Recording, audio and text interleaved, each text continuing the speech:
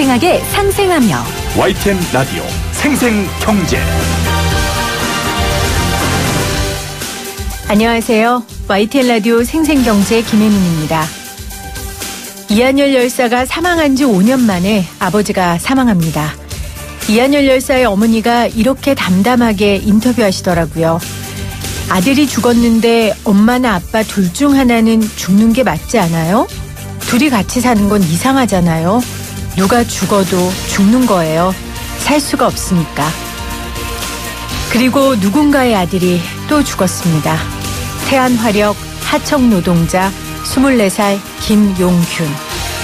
용균 씨는 태안화력 9호 10호기 컨베이어 벨트에 끼어 사망했고 사망한 지 한참 지나고야 발견됐습니다. 용균 씨 엄마에겐 비정규직 하청 노동자가 아닌 너무나 귀한 아들이었겠죠. 그 어머니가 우리에게 묻습니다. 당신 자식이었어도 그렇게 위험한 곳에서 혼자 일하게 했을 거냐고. 우린 도대체 언제까지 이 위험한 곳에 우리 아이들을 보내야 할까요? 용균 씨 어머니의 손을 잡아주고 싶은 마음입니다. 2018년 12월 12일 YTN 라디오 생생경제 지금 시작합니다.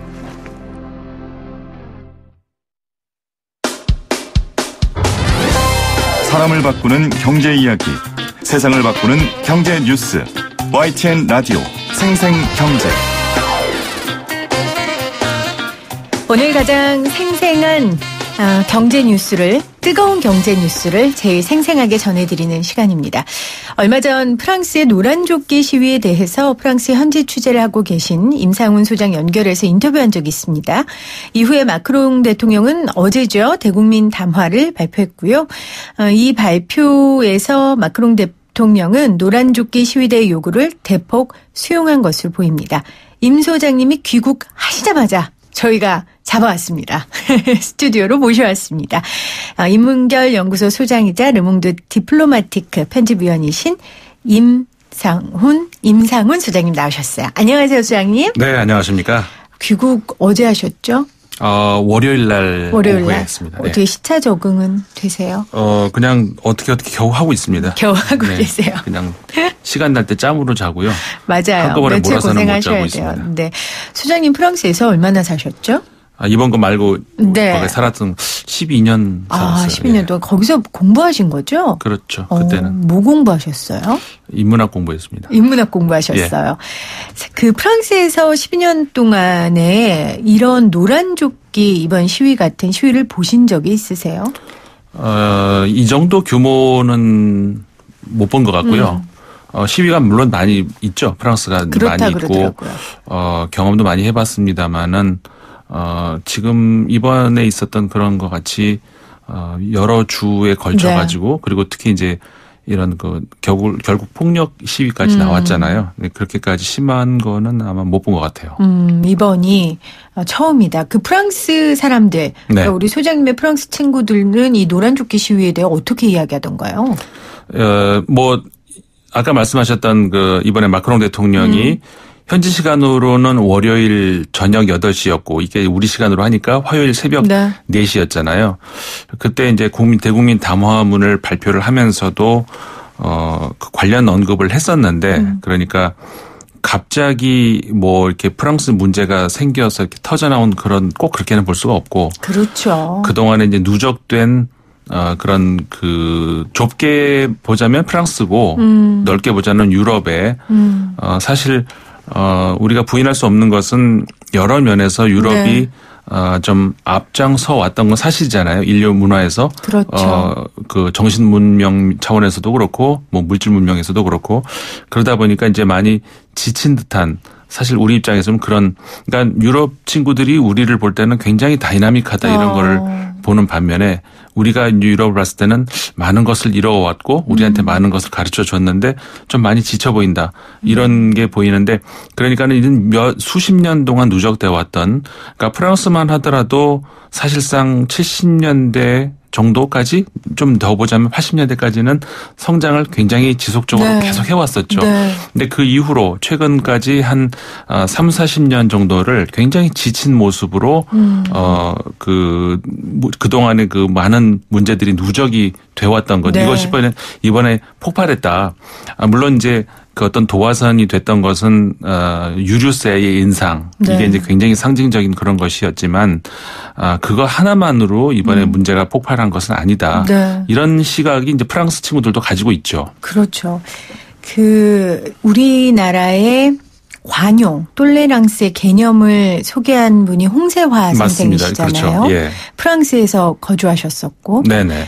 제가 촛불 시위가 한창일 때 홍세화 선생님을 모시고 인터뷰를 한 적이 있어요. 예. 궁금하더라고요. 어떻게 보셨을지. 우리 촛불 시위를 가보셨죠. 우리 그렇죠. 소장님도. 그렇죠. 네. 그리고 이번에 프랑스 노란조끼 시위가 있었어요. 뭐 단순한 비교는 쉽지 않겠지만 네. 임 소장님께서 이 평가는 이번 시위와 결과는 좀 어떤지 그 의미를 먼저 좀 짚어보고 싶어요. 비교를 해서요? 아니면 비교를 해서요? 네. 두 가지 정도를 제가 좀 이번에 느꼈던 것 같아요. 네. 그러니까 프랑스의 이번 노란조끼 시위와 한국에 이 몇 년 전에 있었던 그 촛불 시위 네. 두 개를 비교를 해보면 공통점은 일단 이겁니다. 그 특정 어떤 그 정치 집단이라든가 아니면 어떤 노동 단체가 아니라 일반 시민, 그냥 일반 시민이 거리로 나와서 시위를 했다는 것, 그게 공통점이 있고 범국민적인 그렇죠. 시위였다는 것. 네. 네. 물론 규모는 많이 다르죠. 우리가 훨씬 이제 많았지만 어쨌든 그 주체가 일반 시민이었다는 것이 네. 공통점이고 그러다 보니까 이제 또 하나가 보통 이제 주중에는 그 각자의 생활 전선에서 이렇게 활동을 하고 네. 학생들은 또 학교에서 그러면서 토요일 날 모여가지고 시위를 하고 또 다시 주중에는 각자의 현장으로 돌아가고. 예, 현장으로 돌아가고 이 점이 이제 비슷한 점이고요. 비슷하네요. 네. 네. 근데 이제 차이점이라고 한다 그러면은 뭐 우리 국민들 다 아시겠습니다만 그 이번 그 시위에서는 그 처음에는 안 그랬었는데 나중에는 폭력적인 양상이 많이 좀 이렇게 나왔어요. 물론 경찰도 좀 무리하게 진압을 했던 것도 있고요. 그런 것에 비해서 이제 우리는 그때 저 촛불 시위 당시에는 부상자 한 명 나오지 않는 그랬죠. 그 많은 인원이 네. 참여했음에도 부상자 한 명 나오지 않는 그런 시위였지 않습니까? 이제 이런 것들이 그 당시에도 제가 이제 계속해서 저는 저 외신들의 보도를 모니터링을 네. 하고 있는데 그때의 외신들의 반응 중에서는 제가 인상 깊게 봤던 것이 우리가 한국의 민주주의를 가르쳐줬는데 이제는 한국으로부터 민주주의를 배워야 되겠다. 진화됐다. 한국의 네. 민주주의가. 그렇죠. 이제 진화를 앞서서 우리를 앞서 나갔다. 그러니까 우리가 이제 한국에 또 배워야 되겠다. 네. 이런 반응들이 나오는 그 보도도 봤거든요. 그만큼 그 시위 문화에 있어서 우리가 이제 오히려 이제 가르쳐줘야 될 그런 상황. 그러니까 그럴 수밖에 없는 우리 광화문에 나가보신 분들은 그 당시에 알겠지만은 어디 그 주변 상점이라든가 이런 거 뭐 방화를 했다든가 뭘 부쉈다든가 그렇죠. 이런 게 없었잖아요. 그러니까 생각해보면 저는 오히려 그게 더 이상해요. 어떻게 그 많은 사람들이 쏟아져 나왔는데 어떤 사건 사고도 없었을까. 저는 그거를 주인의식이라고 보거든요. 그러니까는 광화문이 남의 거리가 아니라 우리가 강탈해야 될 거리가 아니라 내 거라는 것이죠. 내 거리를 그러니까 보통 우리가 화가 난다고 내 방에 있는 걸 부수지는 그렇죠. 않잖아요. 그러니까 광화문이 내 거리라는 것이고 네. 내 나라라는 그게 주인의식이 그 평화 시위를 했다고 네. 이제 그렇게 보여지는데 그러니까 이번 차이점이니까 이번 그 노란조끼 시위 같은 경우는 물론 일부입니다만은 그 극단적인 그리고 시위와 아무 관계없는 시위의 그 목적과 아무 관계없는 네. 보석상을 털려고 한다던가 이런 것들이 있었어요. 그러면서 그러니까 부수고 뭐 이런 이런 것들이 차이점이 있다면 차이점이 있는 그렇죠. 것이고요. 그런 차원에서 이제 우리 국민들이 어떻게 보면 자부심을 가져도 된다 네. 이런 생각이 네. 들었는데 반면에 또 한 가지 그 우리가 이제 자부심이 아니라 우리가 좀 여전히 프랑스에서 배워야 되겠다는 것을 느꼈던 건 뭐냐면 언론 보도의 행태였어요. 네. 그러니까는 만약에 그때 이제 그 아까 말씀드렸던 그 보석상을 털려고 한다든가 이런 시도들, 이런 것들이 우리나라 만약에 시위에서 있었다라면 우리 언론들이 어떻게 보도를 했을까? 시위대를 굉장히 난폭한 그렇죠. 그쪽으로 물타기를 했을 것 같아요. 폭도로. 네. 또 그러면서 그걸로 인해서 한국 경제가 망가지고 있고 그 실제 그 이번에 노란조끼 시위를 보면서 한국 언론 중에서 그런 보도가 나온 것도 제가 봤고요. 노란조끼 때문에 프랑스 경제에 먹구름이 끼고 있다. 네. 그거는 본날이 전도된 것이죠. 프랑스 이제 먹구름이 끼니까 노란 시위가 나온 거지. 어떻게 노란 시위가 나오니까 먹구름이 낍니까? 그렇네요. 이제 그런 보도는 프랑스에서는 찾아볼 수가 없었다는 것. 그러니까 사건은 사건대로 보도했군요. 그렇죠. 그러니까는 그 폭력자들은 나오는, 그리고 구별을 해야 되는 것이, 그러니까 시위 현장에서 폭력이 나오는 것하고 네. 그 약탈범하고는 구별을 해내야죠. 그것도 둘 다 뭐 좋은 건 그렇죠. 아니지만 그래도 그 악의 정도는 있잖아요. 그럼요. 그러니까 이거를 구별을 했으니까 그 사안마다 보를 하는데 시위의 진짜 취지를 네. 그쪽으로 희석시켜 버리지는 않았다. 그 점을 역시 프랑스 언론이 그런 네. 것들을 명확하게 냉철하게 네. 분리를 하는구나, 이런 걸 느꼈죠. 또 하나 이번에 노란조끼 시위 같은 경우에는 11월에 시작했죠. 네. 근데 굉장히 짧은 시간 만에 어쨌건 대통령이 담화문을 발표했으니까요. 네. 발표했고 일단 그 시위를 하는 사람들의 내용을 어느 정도 좀 수용한 것 같아서요. 성과도 있었던 네. 것 같아요. 짧은 시간 내에. 그렇죠. 네.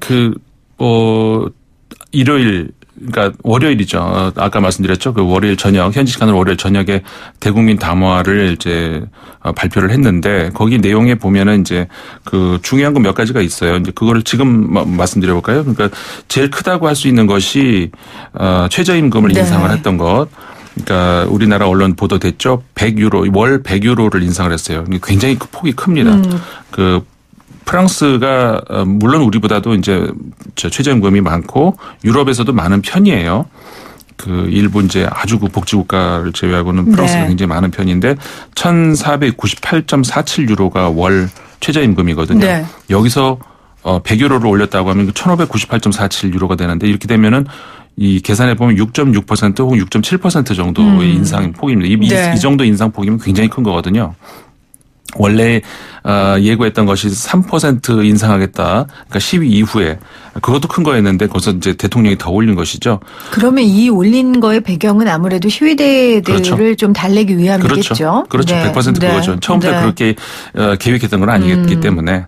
그 다음에 이제 뭐 프랑스에는 그 알파벳으로 CSG라고 하는 그 특유한 그 세금이라고 할까, 이게 있어요. 이제 일종의 세금인데, 그러니까 사회 보장을 유지하기 위해서 국민들이 이제 분담금을 내는, 이게 이제 그 뭐라고 할까, 보험 개념이 아니고 그 세금 개념. 예, 세금 개념으로 이제 아예 그 급여에서 이렇게 네. 빠져나가는 이런 건데, 그게 이제 91년도에 만들어져 가지고 어떻게 보면 사회의 보장, 사회 안전 보장을 유지하는 그런 근간이 되어 왔었거든요. 네. 근데 이게 문제는 그게 계속 올라갔었어요. 그래서 마크롱 대통령 이후에도 이게 계속 인상이 돼 있었는데, 여기에 대해서 국민들이 불만이 너무 많았었어요.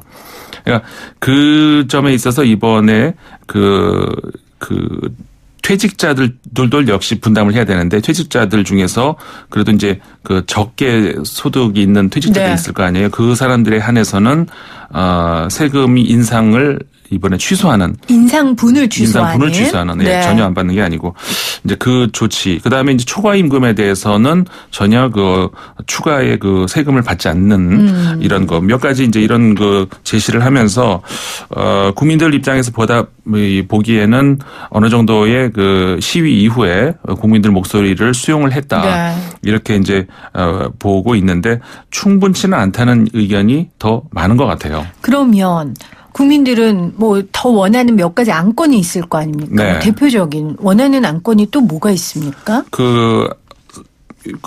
뭐라고 할까요? 그러니까 지금 이번 시위가 지도부가 없잖아요. 그렇죠. 그러니까는 어느 누가 지도자가 될 수 없는 그런 상황이었어요. 어떻게 보면 굉장히 그 새로운 시위 문화인데, 인터넷 투표를 했어요. 이 사람들이 뭐를 요구할 것인가. 그럼 수많은 것들이 나왔는데, 그 중에서 이제 몇 가지만 고르는 네. 것 중에서, 예를 들어서 대표적인 거 몇 가지만 뽑자면 이런 것이죠. 남녀 임금 동일해야 된다. 여전히 프랑스에서도 똑같은 일을 해도 남성이 임금이 더 많은. 프랑스 남자들도 군대 가요? 군대를 원래는 갔었는데 지금은 아니죠. 그런데도 임금이 달라요? 네. 아, 그렇군요. 국민병제도라고 옛날에 있었는데 이제 그게 사라졌는데도 네. 예. 그건 불공평하네요. 그렇죠. 그러니까 네. 이런 거에서는 누가 봐도 이거는 그렇네요. 불공평한 일이잖아요. 이런 거라든가 그다음에 노숙자 제로 사회. 그러니까는 물론 당장은 이게 현실 불가능하죠. 물론 노력은 해야 되겠습니다만은 어쨌든 이런 거라든가 사회 임대주택 건설을 더 늘려야 된다든가 뭐 등등 많습니다. 그리고 이제 우리가 특이한 것이 난민 신청자들에서 대해서 인도적인 대우를 해달라.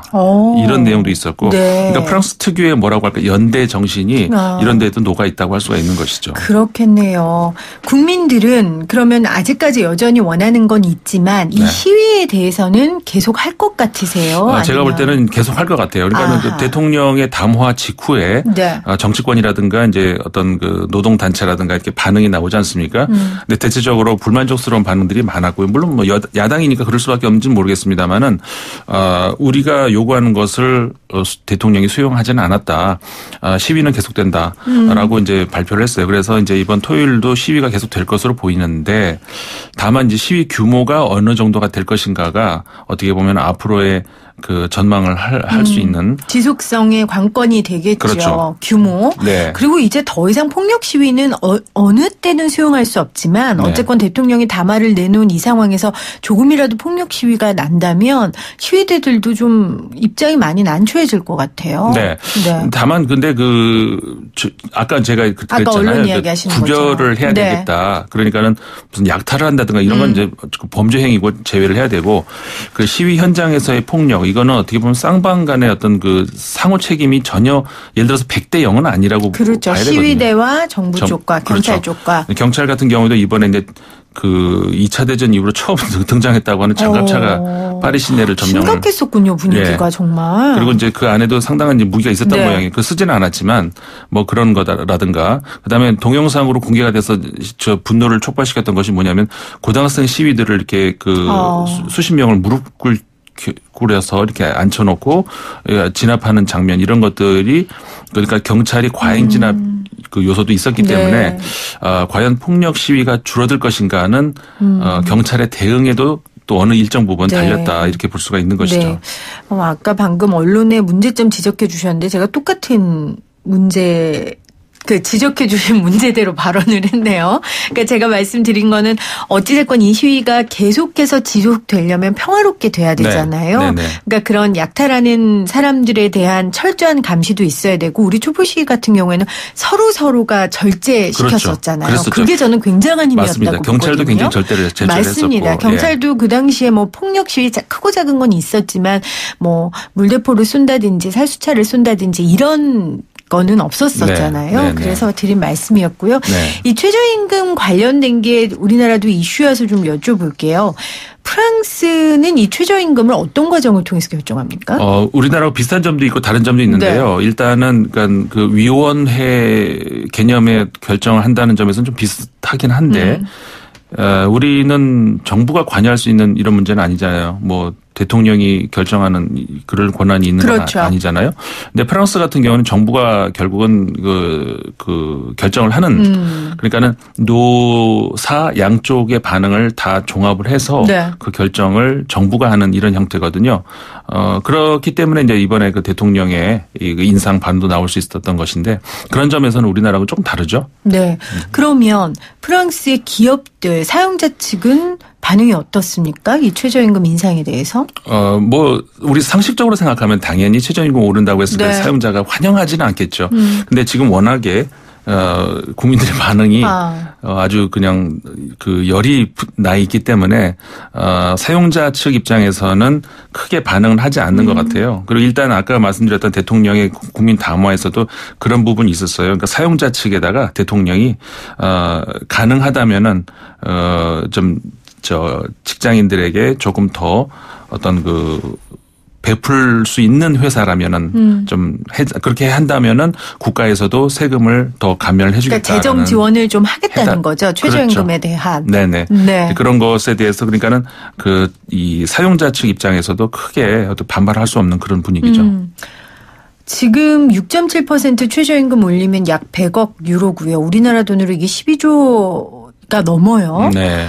근데 지금 사실 프랑스 재정 상황이 좋지 않아서 마크롱 대통령도 그동안 좀 재정 적자를 탈출하기 위해 네. 굉장히 힘을 썼던 걸로 알고 있어요. 네네. 근데 마크롱 대통령이 갑자기 산타클로스가 돼버리니까 괜찮을까 이런 걱정이 돼요. 그러니까요. 그게 사실은 그래서 국민들 입장에서 마냥 만세를 부르기가 어려운 것이 아니 그렇게 쉽게 줄 수 있으면 진작 주지 왜 지금 주냐. 그러니까 진정성에 약간의 의구심을 국민들이 가지고 있는 거예요. 그동안에 그 정부에 돈이 없다면서 이렇게 세금을 걷었는데 갑자기 그 돈이 어디서 나와서 우리 주겠다는 것인지. 그러니까는 뭐라고 할까요? 그 조달 어디서 조달할 것인가 이런 거에 대한 명확한 그 설명은 대통령이 하질 않았어요. 그렇기 때문에 국민들 입장에서는 그 100유로 올린다는 것이니까 예를 들어서 이게 진짜 100유로는 순수 100유로 아니면 여기서 세금을 제하고 더 다른 어떤 이런 것이냐 아니면 또 두 명이 부부가 만약에 일을 할 경우에 그럼 200이 되는 거냐 뭐 이런 거에 있어서 이제 명확한 설명이 아직 없었거든요. 이제 제일 중요한 것은 아까 질문하셨던 그것이죠. 그러니까 이거 돈을 어디서 조달할 것이냐 여기에 대한 설명이 아직 정부가 없습니다. 그러니까는 그렇기 때문에 이제 국민들 입장에서도 이게 정말 받긴 받는 건가 아직은 그렇네요. 의구심이 있는 거죠. 그냥 달래는 걸로 끝인가? 근데 달래는 걸로 끝이진 않을 것 같은데요. 네. 지금 시위대가 시위대가 또 이렇게 무섭게 나오는데 근데 아직 조금 더 디테일한 정책들은 좀 더 세워야 된다는 거죠. 그렇죠. 네. 자, 그런데 이제 부유세 관련된 거는 끝까지 마크롱 대통령이 양보하지 않았어요. 네. 이 이유는 뭡니까? 부유세가 이제 어떻게 보면 이제 프랑스를 비롯해서 이제 서유럽 국가들의 어떤 그 큰 차이점이라 그럴까? 그리고 이제 주로 그러니까 사회의 뭐라고 할까요? 그 평등을 위한 부자들이 그렇게 많이 벌었으니까 조금 그래도 사회 기여를 해라. 뭐 이런 차원 아니겠습니까? 근데 이제 이게 부동산이냐 아니면 주식이냐 뭐 어디에서의 그 재산을 관련되느냐 문제인데 그 마크롱 대통령 같은 경우에는 그래서 부동산에 관해서는 부유세를 이제 인정을 하는데 주식 관련 이런 데에서는 이제 전부 제외를 해야겠다. 그러니까는 전부 부유세를 없애겠다 이런 거였거든요.